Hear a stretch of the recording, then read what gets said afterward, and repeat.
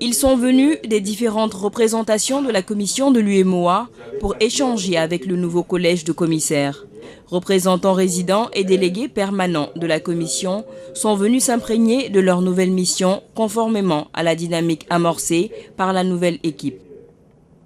Nous avons fait cet exercice avec le personnel résident ici à Ouaga, c'est-à-dire la quasi-totalité du personnel. Mais c'est le même exercice que nous reprenons aujourd'hui avec les représentations résidentes qui sont dans les 7 pays de l'Union et 2 en Europe, à Bruxelles et à Genève.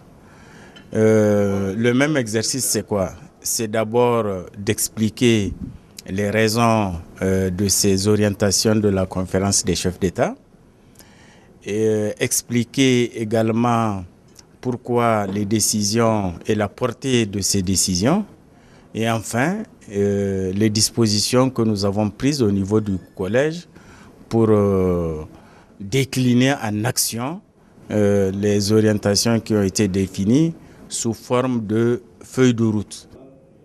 Pendant plus de 2 heures d'horloge, Abdallah Bourema a échangé à bâton rompu sur la feuille de route adoptée après la retraite du collège des commissaires. On a fait un bilan général de leur fonctionnement et maintenant essayer de réfléchir avec eux les nouvelles missions qui doivent leur être confiées dans la nouvelle dynamique pour atteindre les mêmes objectifs, c'est-à-dire le recentrage des activités avec une utilisation judicieuse des ressources mises à leur disposition. La Commission travaille en faveur des différents États membres et c'est à juste titre que le président attend des représentants résidents puisqu'il constitue le point focal de l'institution au niveau des États. Le Trésor public de Côte d'Ivoire a collecté récemment 33 milliards de francs CFA sur le marché financier de l'Union économique et monétaire ouest-africaine à l'issue de son émission par adjudication de bons du Trésor à 3 mois, a-t-on appris auprès de l'agence UMOA Titres basée à Dakar. Pour 30 milliards de francs CFA recherchés, l'État ivoirien a reçu plus de 57 milliards de francs CFA de soumission globale, soit 193,24% de taux de couverture du montant mis en adjudication. Mais l'émetteur a préféré retenir que 33 milliards de francs CFA avec un taux moyen pondéré de 5,33%. Le marché financier de l'UEMOA est un instrument très utilisé par les pays membres de cette zone économique pour financer leurs besoins de liquidité. La Côte d'Ivoire en est le plus important émetteur. Le Sénégal a posé des jalons importants dans le chantier de la fluidification de ses échanges avec l'extérieur. En témoigne le lancement de la plateforme Gaïdé intégrale avec sa composante dématérialisation des procédures de dédouanement, consistant à remplacer le support papier par le support numérique dans les procédures du commerce extérieur et de dédouanement. Un outil de modernisation du commerce qui réduit notablement la corruption et qui permet de mettre plus d'argent dans les caisses de l'État. Les recettes douanières du Sénégal, qui étaient de 500 milliards en 2012 et qui se situent à près de 700 milliards en 2016, pourraient être facilement doublées d'ici à 2019. En termes de perspective, le Sénégal est en train de travailler à la dématérialisation du certificat d'origine communautaire de l'Union économique et monétaire ouest-africaine, notamment dans sa phase pilote avec la Côte d'Ivoire. Alors que le Bénin a connu une croissance de 4% en 2016, celle-ci devrait progresser d'ici la fin de l'année en cours. C'est ce qu'a indiqué une délégation du Fonds monétaire international en visite récemment à Cotonou. Le pays, dont le déficit budgétaire était de 6% du produit intérieur brut en 2016, envisage ramener celui-ci à 1,9% d'ici 2 ans. En ce qui concerne les perspectives économiques du Bénin, le FMI table sur une croissance économique élevée et une inflation basse, notamment grâce à la reprise de l'économie nigériane et à la mise en œuvre du programme d'action du gouvernement.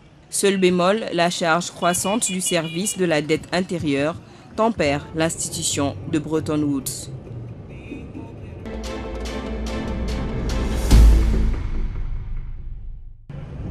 Les véhicules lourds de transport extrêmement surchargés de marchandises sont devenus légion sur le continent africain ces dernières années, au point de passer pour la norme en la matière, alors que c'est loin d'être le cas.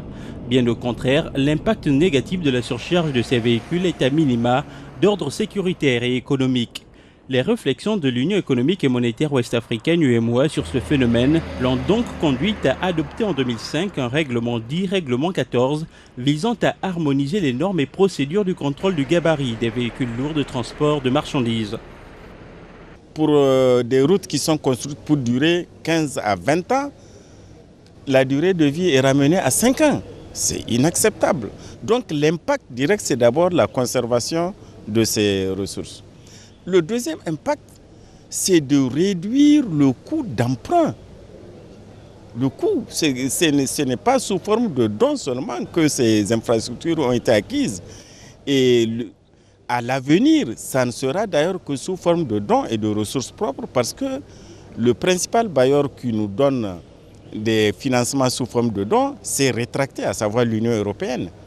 Donc c'est ce qu'ils appellent la formule du blending, c'est-à-dire un mixage prêt et don, mais le quota prêt va représenter presque 90%. Donc il s'agit de réduire le coût d'endettement. Le deuxième impact, c'est celui-là.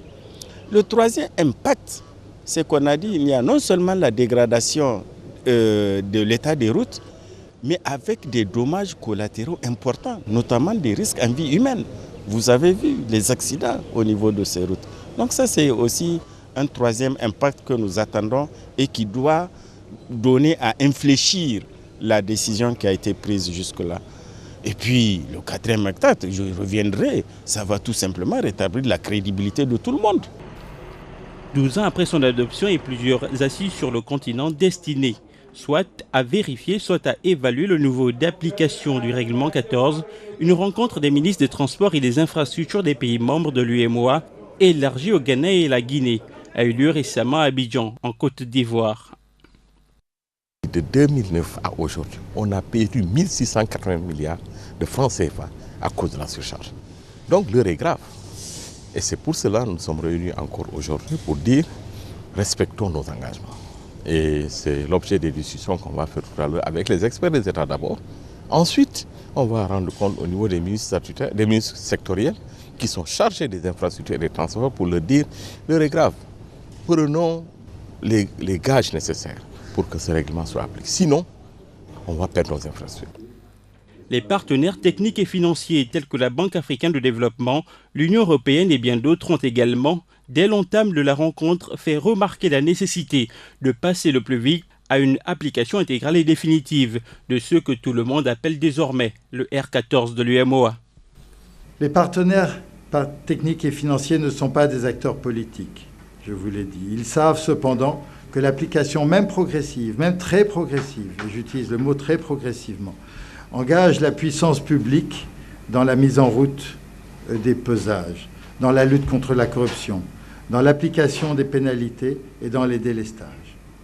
Les acteurs économiques aussi seront engagés, eux qui, soumis au tour de rôle, à la rareté des rotations, sont conduits à leurs dépens à délaisser leur matériel, à pratiquer à la fois la surcharge et des prix de transport considérés parmi les plus élevés du monde. À titre personnel, je travaille essentiellement dans et pour l'Afrique de l'Ouest depuis 25 ans. Et je suis l'application du règlement 14 depuis une douzaine d'années. J'aime passionnément cette région et j'aimerais que la région aime passionnément ses routes. À la fin des travaux qui auront impliqué un examen au détail près des mécanismes effectifs d'application du R14 dans chaque État, les ministres ont fait le choix du réalisme en différant à plus tard l'application intégrale du règlement. Cependant, ils auront franchi un cap supérieur en décidant de délester les chargements de marchandises à un taux excédentaire maximal de 20% de la charge à l'essieu. Ce règlement date d'une douzaine d'années. S'il n'a pas été appliqué, c'est parce qu'il y avait des raisons valables. C'est tellement des raisons. Et ces raisons, à l'examen, nous nous sommes rendus compte que la volonté de l'application immédiate intégrale posait des problèmes. Donc il a fallu être réaliste et proposer à minima que dans un premier temps, nous puissions réduire l'extrême surcharge et qu'à partir de son évaluation, nous puissions continuer sur le règlement dans son entièreté. Et c'est ce qui a été arrêté et décidé. Je crois qu'il faut saluer cela. C'est une avancée notable.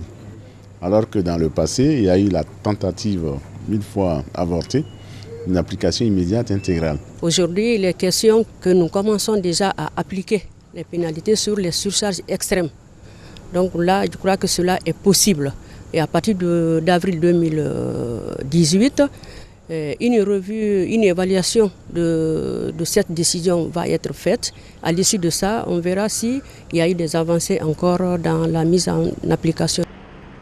Les États membres de l'Union économique et monétaire ouest-africaine et les pays partenaires ont donc la période du 1er novembre 2017 au 1er avril 2018, soit 6 mois, pour mettre à jour leur niveau d'opérationnalité en vue de l'application du règlement 14 de l'UEMOA, ce qui permettrait de préserver leur patrimoine routier commun.